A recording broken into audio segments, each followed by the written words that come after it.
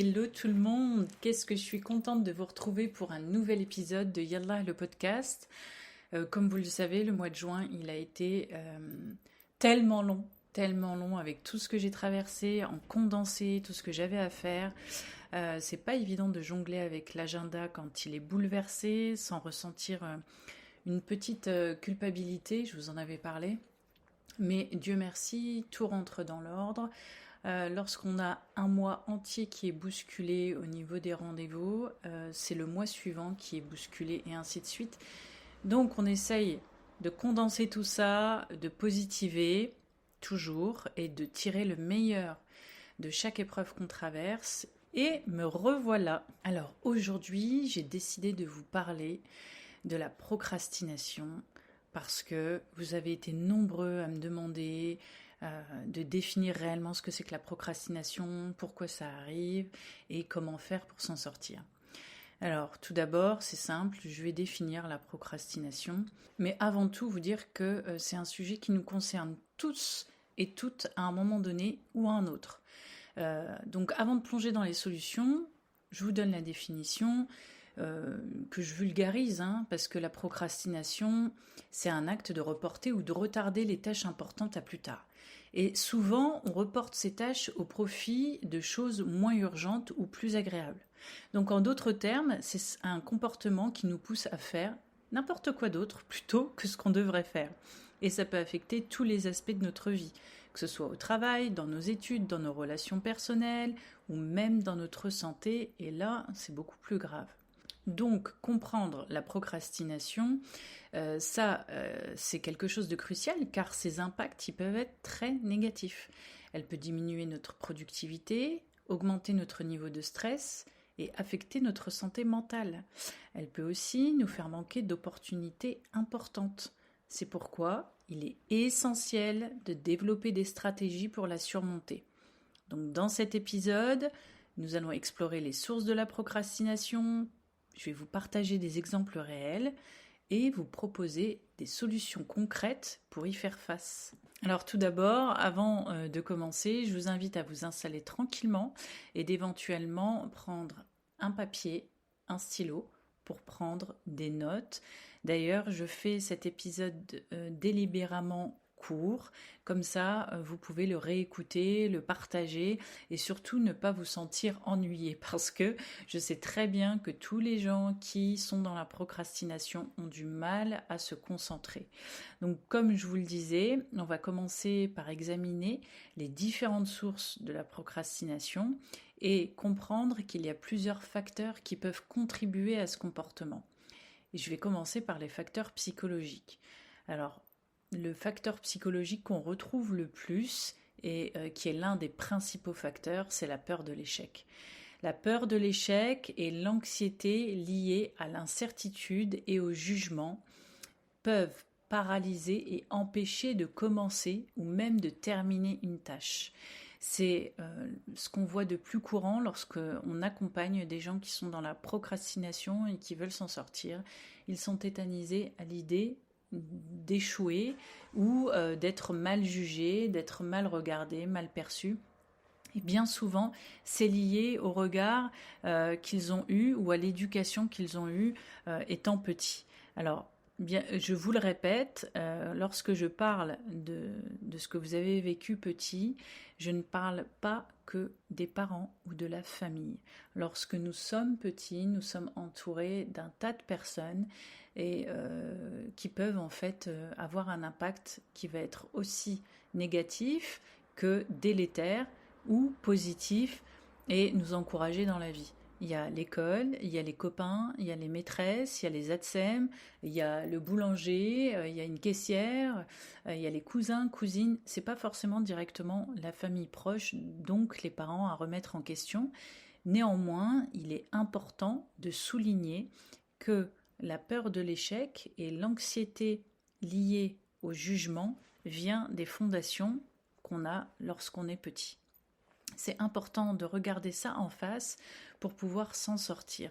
Et donc, comme je vous le disais, tout ça, ça peut vous paralyser et vous empêcher de commencer ou terminer une tâche. Et ça va entraîner aussi, et bien souvent, le perfectionnisme. Et ça, c'est une chose courante. En fait, tant qu'on veut que tout soit parfait, pour justement ne pas être jugé et ne pas être dans l'échec, on peut se retrouver à ne jamais rien commencer, de peur que le résultat ne soit pas à la hauteur ou de nos attentes, ou des attentes de notre environnement, qui sont si hautes qu'elles sont toxiques et donc irréalisables. Donc ça va engendrer un manque de motivation, qui va devenir aussi un facteur important, parce que vous n'allez plus voir de lien émotionnel ou de récompense immédiate, et donc vous allez reporter ces tâches à plus tard. Alors c'est terrible de dire ça, parce que l'être humain, lorsqu'il accomplit quelque chose, forcément, il doit y voir un intérêt émotionnel, une gratification ou un intérêt supérieur à lui. Dans tout ce qui est supérieur à soi, ça peut être aider les autres, nourrir ses enfants, être dans une action humanitaire, et vous voyez, c'est ce genre d'action. Ou aider ses parents, payer une facture pour ses parents, pour quelqu'un, pour soi. C'est supérieur à soi parce que c'est ce qui intervient dans la pyramide de Maslow.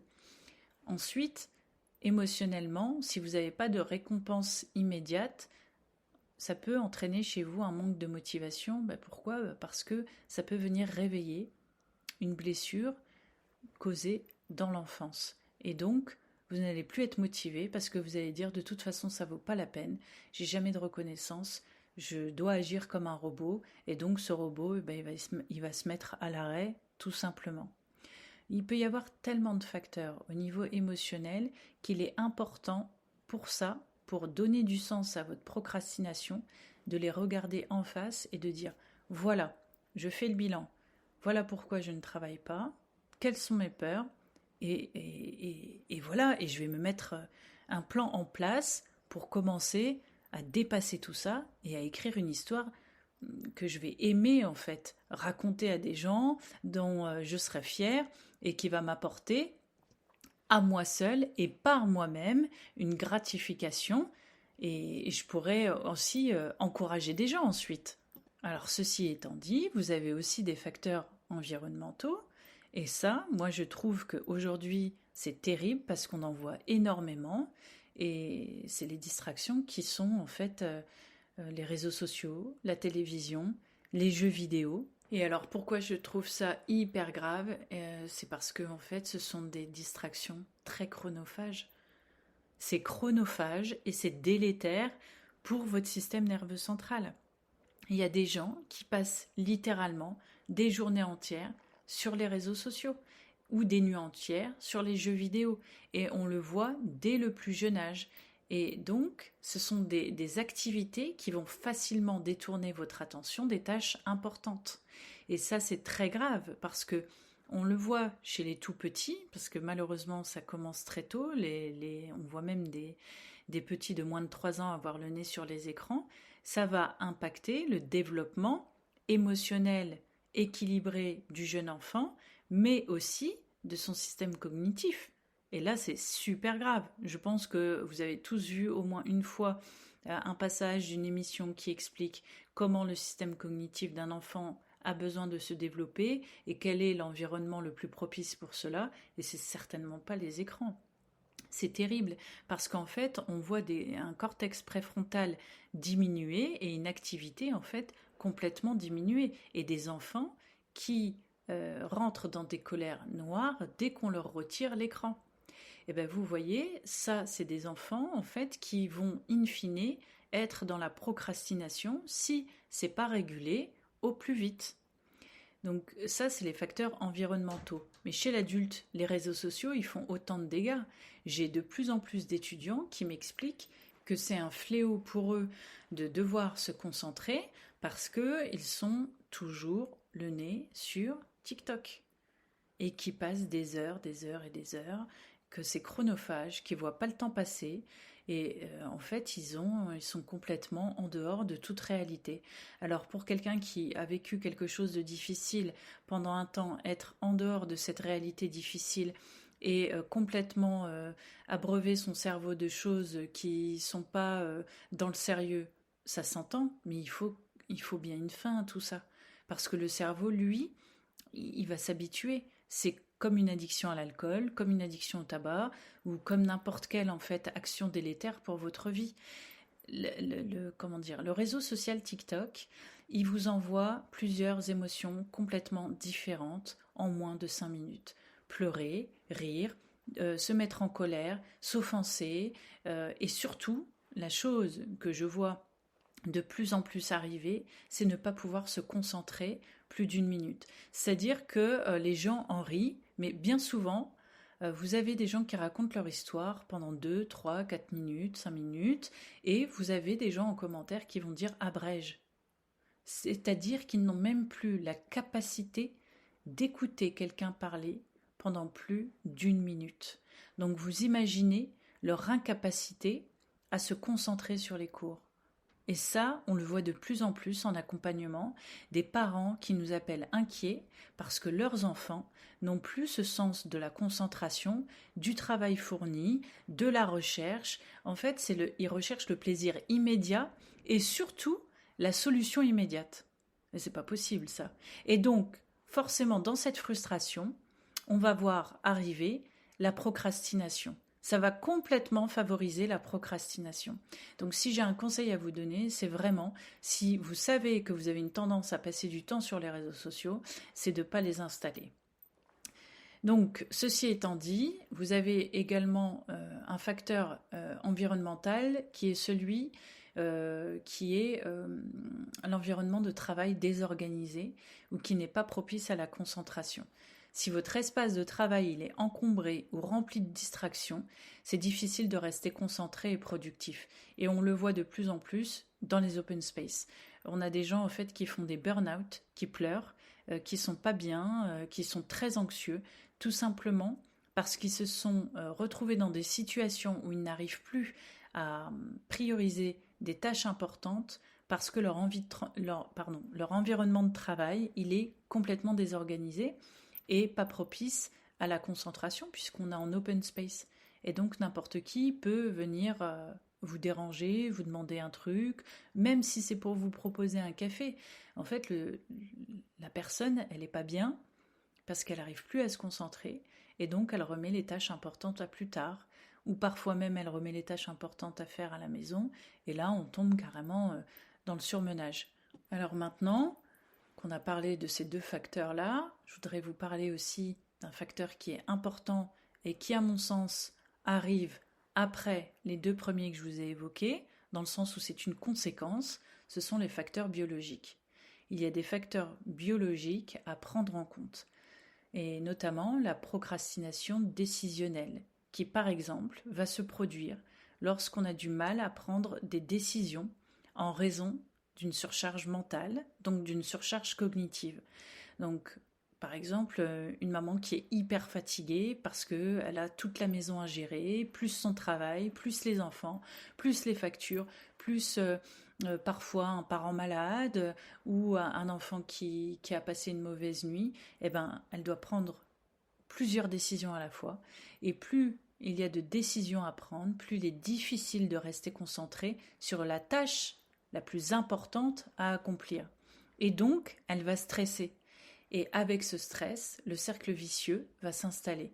En fait, on a le cercle vicieux du stress et de la procrastination qui sont énormément connus. Et donc, on sait très bien aujourd'hui que plus on est surchargé mentalement, plus on va procrastiner et plus on va se sentir stressé. Et se sentir stressé va conduire à beaucoup plus de procrastination. Et ça, ce sont des facteurs biologiques, je le répète, qui sont liés à une surcharge cognitive. Là, je vous ai parlé d'une surcharge cognitive liée à la vie de tous les jours d'une maman qui doit tout gérer, mais ça peut être une surcharge cognitive liée à un parent qui est malade et dont on doit s'occuper, ou à un manager qui est toxique, ou une surcharge cognitive parce que on n'arrive plus à se concentrer parce qu'on consomme trop de réseaux sociaux et qu'on n'est pas discipliné. Donc, ce sont tout autant de facteurs qu'il faut prendre en compte pour identifier correctement pourquoi on est dans la procrastination et enfin pouvoir en sortir. Alors, je sais que je vous ai donné des exemples, mais je vous en donne un. C'est par exemple un étudiant qui repousse constamment ses révisions jusqu'à la veille de l'examen. En fait, il se retrouve à réviser toute la nuit et ça lui entraîne un stress qui est immense et du coup, il va sous-performer. Voilà. Alors que il aurait pu avoir une performance optimale et il sait qu'il aurait dû commencer à réviser plus tôt, mais il a été distrait par les réseaux ou par les sorties avec des amis ou par en fait une tension qu'il y a à la maison, un environnement qui est pas du tout propice à la concentration. Et ben le résultat, c'est qu'il se sent épuisé et pas du tout préparé le jour de l'examen et il va culpabiliser et stresser et in fine procrastiner.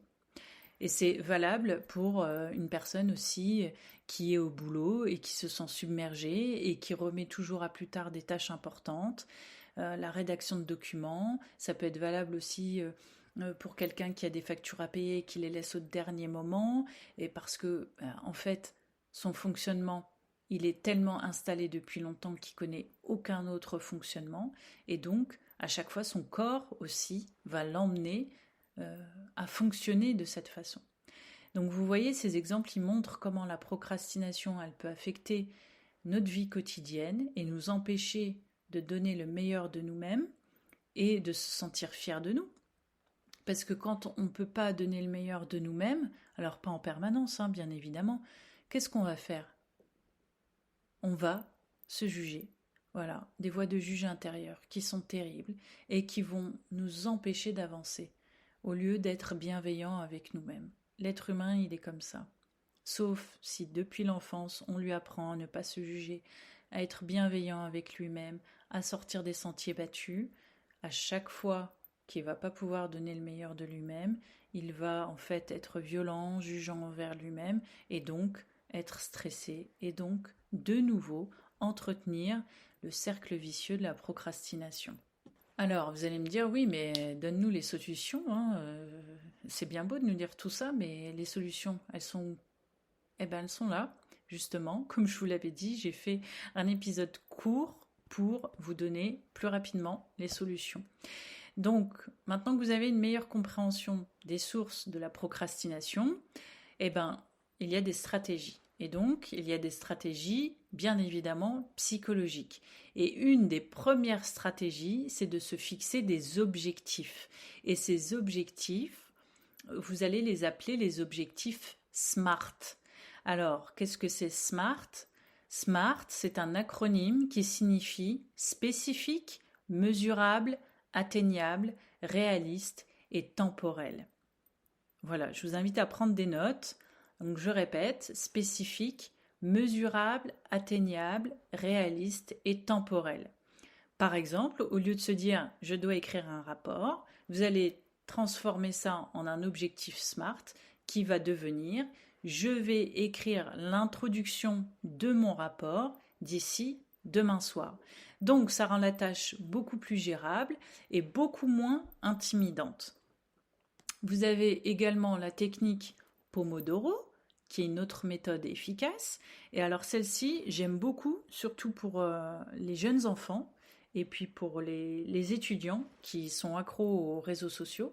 Cette technique, elle consiste à travailler, vous savez, par intervalle de 25 minutes, suivi de courtes pauses de 5 minutes. Et après 4 sessions de travail, on prend une plus grande pause de 15 à 30 minutes.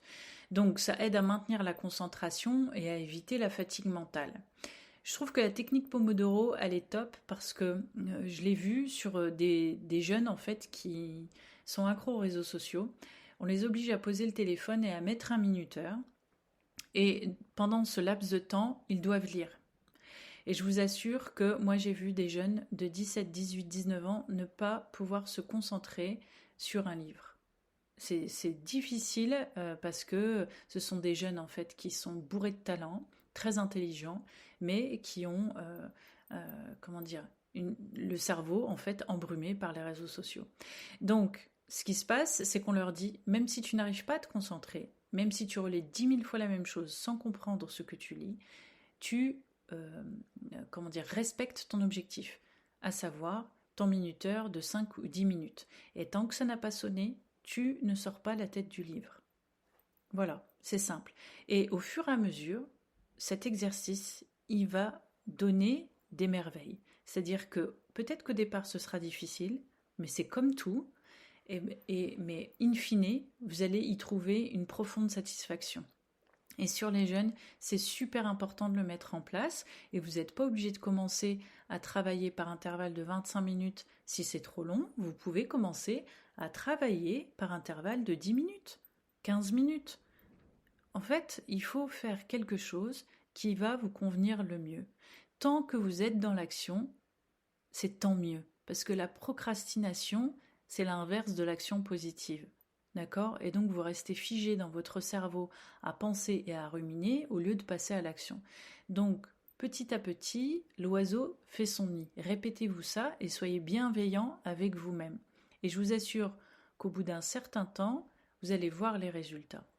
Et enfin, je voudrais vous parler aussi de pratiquer ce qu'on appelle la pleine conscience, qui peut également être bénéfique, avec des techniques de méditation qui peuvent être courtes et qui vont réduire l'anxiété et améliorer la concentration. Donc ça peut être 5 minutes le matin, 5 minutes le midi, 5 minutes le soir, où vous allez fermer les yeux, respirer profondément et se concentrer sur le moment présent pour aider le système nerveux central à se calmer. En fait, vous allez aider votre esprit à se recentrer sur la tâche à accomplir. Et je vous assure que les exercices de respiration sont très efficaces. Vous allez faire des exercices de respiration pendant 3-4 minutes, inspirer et souffler profondément en fermant les yeux, en étant conscient de votre corps, en étant conscient de ce que vous faites. Et vous allez voir que vous allez déconnecter de la difficulté. Et pendant ce temps, votre cerveau, il va se concentrer uniquement sur ce qu'il fait. Donc c'est une forme de Pomodoro, mais en version méditative. Donc ça, je trouve que c'est important de vous donner plusieurs solutions. Comme ça, vous allez prendre celle qui vous convient le mieux, ou vous pouvez même prendre les 3 et les organiser comme ça vous plaît en réalité, hein. Alors, je vais vous donner aussi une deuxième stratégie, qui est la stratégie que j'appelle organisationnelle. Et ça, je trouve que c'est une stratégie qui est simple, mais qui est très efficace. C'est prioriser les tâches et les diviser en sous-tâches qui vont être gérables pour rendre les projets moins intimidants. En gros, c'est lister ce que vous avez à faire, mais en mettant des étapes. Par exemple, au lieu d'écrire rédiger un rapport qui, dans l'absolu, peut signifier énormément de choses, vous pouvez écrire dans les sous-tâches, faire des recherches, écrire un plan et rédiger l'introduction. Vous voyez, ça vous fait 3 sous-tâches et donc le cerveau, il va devoir se concentrer sur d'abord faire des recherches, élaborer un plan et rédiger l'introduction. Faire des recherches, ça va vous amener à élaborer votre plan et votre plan va vous amener à rédiger l'introduction.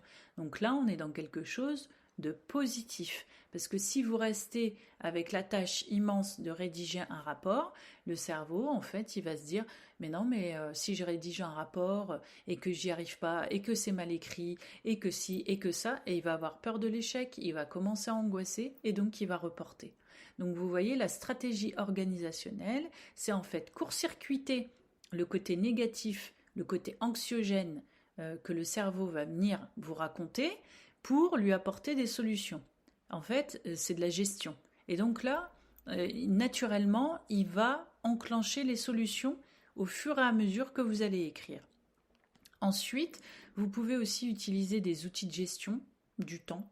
Donc il y en a plein maintenant, il y a des applications, il y a des logiciels qui peuvent vous permettre à organiser les tâches, les suivre et suivre leur évolution. C'est des outils qui vous permettent aussi de visualiser de manière temporelle ce qui doit être fait, suivre les progrès, et ça peut être très motivant. Il y a des gens, en fait, ça les motive de le voir comme ça. Moi, ce qui me motive, c'est écrire à la main. Si je le fais sur un logiciel, c'est sûr et certain que je vais jamais aller l'ouvrir. C'est un truc, peut-être parce que c'est pas ma génération, mais ça ne me parle pas. Moi, ce qui me parle, c'est de voir mes tâches écrites sur un papier ou sur un tableau blanc que j'ai dans mon bureau. Donc, chacun doit trouver en fait ce qui va lui correspondre le mieux. Et il reste une chose, c'est que il est impératif de créer un environnement de travail propice parce que ça va être une des clés pour réduire la procrastination. Donc un environnement de travail propice, ça va induire forcément un environnement qui réduit les distractions. Ça induit d'avoir un espace de travail dédié et bien organisé. Et donc, forcément, vous allez voir votre concentration s'améliorer. Donc, un exemple tout bête, c'est d'éteindre les notifications de téléphone, de le mettre en mode silencieux. Et vous pouvez aussi vous dire qu'avoir un bureau propre et ordonné, ça va faire une grande différence. Vous allez gagner en fait à organiser votre environnement de travail. Ça fait partie des stratégies organisationnelles. Ceci étant dit, vous avez un dernier pan en fait d'organisation et de stratégie, et je trouve aussi qu'il est super important celui-là, c'est les stratégies comportementales. Et je crois que les gens n'y pensent pas assez souvent, c'est de se récompenser à chaque fois que vous avez une petite réussite. Je trouve que c'est une stratégie qui est hyper efficace et qui motive énormément. Donc se récompenser, ça revient à quoi? Ça revient à se motiver en s'accordant des récompenses après avoir accompli des tâches, et ça va vous aider à maintenir l'engagement. Donc ça peut être boire un café après avoir terminé une tâche importante, ça peut être prendre une pause en regardant un épisode d'une série que vous adorez, ou prendre une pause, je sais pas moi, en faisant du shopping, ou en vous offrant une fringue, un truc comme ça. En fait, il faut vous récompenser parce que vous n'êtes pas un robot qui n'a aucune émotion. Donc lorsque vous fournissez un travail et que vous êtes passé au-delà d'une procrastination qui dure depuis des années ou depuis des mois, eh ben c'est sympa de se remercier et d'être bienveillant avec soi-même et de se dire tiens bravo, t'as réussi. En tout cas moi je trouve ça super sympa, et je trouve que pour les enfants aussi c'est super motivant. Il y a aussi une chose que les gens font rarement, c'est de pratiquer l'autocompassion. Et moi, je trouve que c'est super important. Il faut être indulgent avec soi-même pour les erreurs passées et se concentrer sur les progrès futurs. Et ça va vraiment vous aider à réduire le stress et à améliorer la motivation. Voilà. Par exemple, au lieu de vous critiquer pour avoir procrastiné, vous vous félicitez pour les petites avancées réalisées. Et en réalité, toutes les petites avancées mises bout à bout, ça crée une grande avancée. Et donc, vous félicitez, être bienveillant, être indulgent envers vous-même. Donc, pratiquer l'autocompassion, c'est également très important. Et une dernière chose, si vous avez de grosses difficultés parce que à côté de cette procrastination, il y a des traumas, il y a vraiment une sensation de ne jamais y arriver seul, eh bien je vous invite à chercher du soutien parce que ça va faire une grande différence. Et quand je parle de soutien, je parle de faire la démarche, de trouver un mentor ou un thérapeute qui va spécifiquement vous fournir le soutien nécessaire à votre problématique et qui va vous aider à sortir de la procrastination. Parce que la procrastination, elle engendre quoi? Elle engendre un manque de confiance en soi, un manque d'estime de soi, et ça devient vite un cercle vicieux.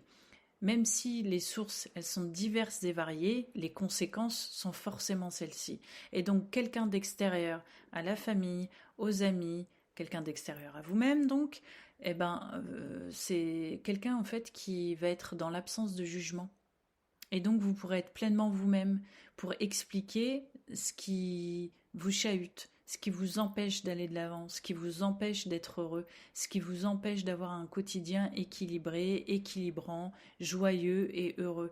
Et moi, je trouve que c'est faire preuve d'une grande honnêteté envers soi-même et d'un courage fabuleux que de regarder en face ces choses et de se dire « Allez, j'entre en thérapie, je me fais aider pour ça, je vois ce que ça donne, et je suis fière de moi de faire cette démarche.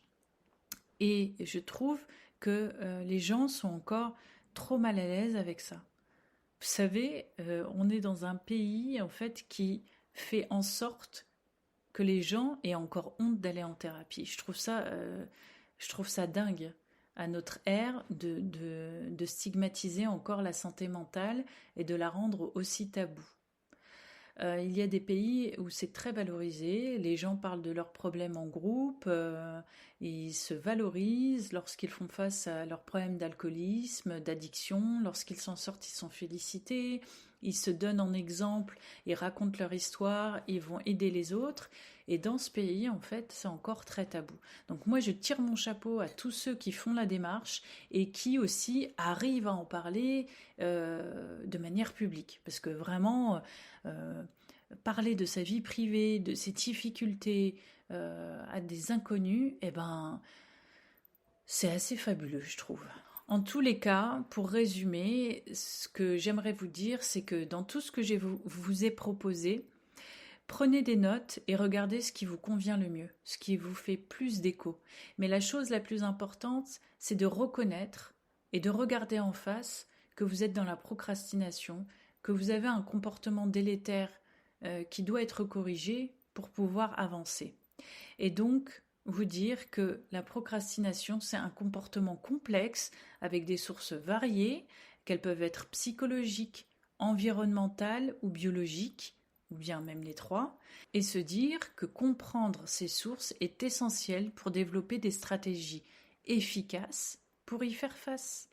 Les techniques dont on a parlé aujourd'hui, je vous les rappelle, c'est fixer des objectifs SMART, utiliser la technique Pomodoro, pratiquer la pleine conscience, la méditation et organiser son environnement de travail pour que ce soit impeccable pour vous.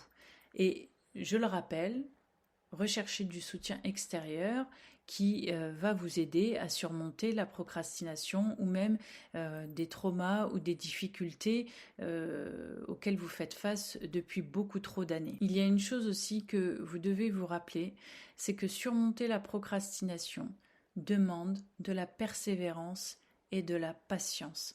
Il est important de commencer par de petites étapes et de s'accorder des récompenses pour les progrès réalisés.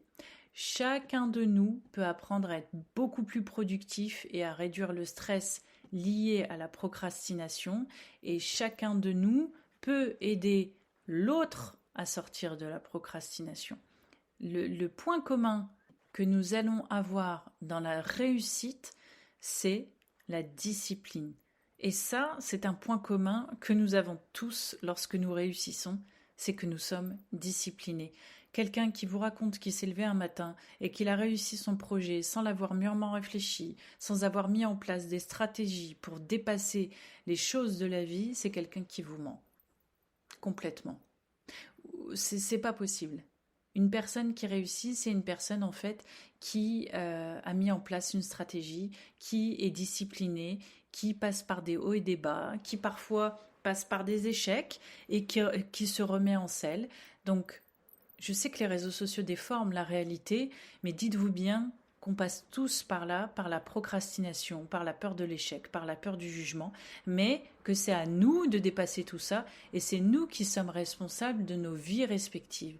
Et plus on va avancer et regarder en face certaines réalités, et donc se dire humblement « j'ai besoin d'aide », et plus on sera heureux et joyeux, parce que c'est prendre soin de soi. Et ça, c'est fabuleux. C'est fabuleux parce que pendant que vous avez l'impression de faire un exercice, en réalité, vous prenez soin de vous. Au tout départ, vous allez dire « Ah, je fais un exercice. Ah, c'est difficile.